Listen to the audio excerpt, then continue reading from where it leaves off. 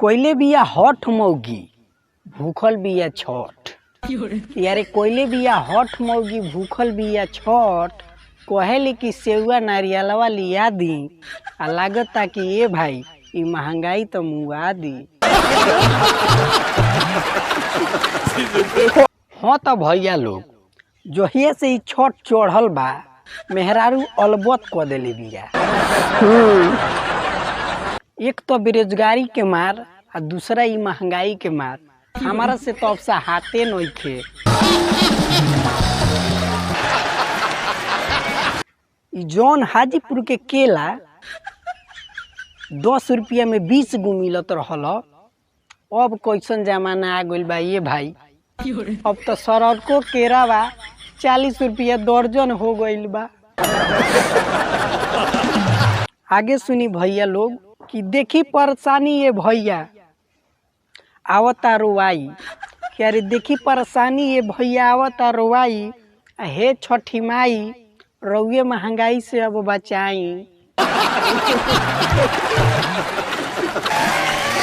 तो हे छठी माई अब रउए एगो सहारा बानी, ई महंगाई से बचाई ना तो दुनिया अब तबाहे बा।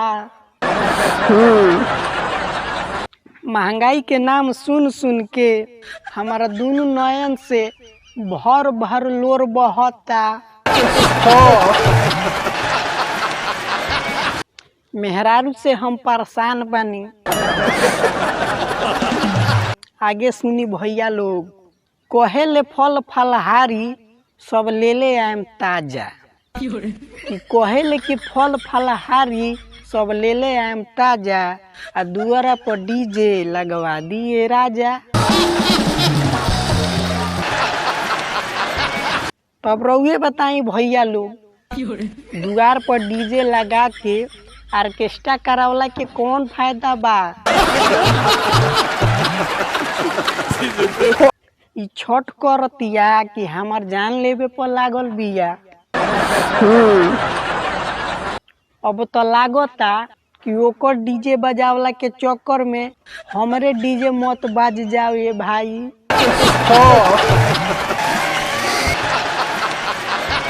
अरे सुनी सुनी बतिया ओकर आवता रोवाई।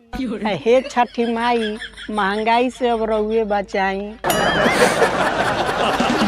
ई महंगाई के मार से सबे बेकार हो गइल बा। आगे सुनिए भैया मेहरारू के फरमाइश।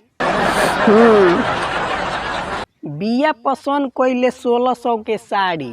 अरे बिया पसंद कइले 1600 के साड़ी, झुमका झुलनिया आ नथिया मारवाड़ी। बताई सबे 1600 के साड़ी या झुमका झुलनी हमारा से किनवावतिया। ई पूजा करतिया कि हमार भूजा बनावतिया। हमारा तो लागता कि व्रत नइखे करत। ई अपना दीदी के बियाह में जाके आ डांस करी।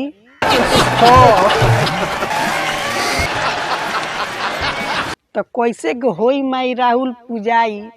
कि यारे कैसे के होई माई राउर पूजाई। हे छठी माई अब महंगाई से रउए बचाई। एक तो इतना महंगाई बा ऊपर से मेहरारू के फरमाइश बा। अब रउए आँख खोली ये छठी माई। हे महंगाई से अब रउए आके बचाई।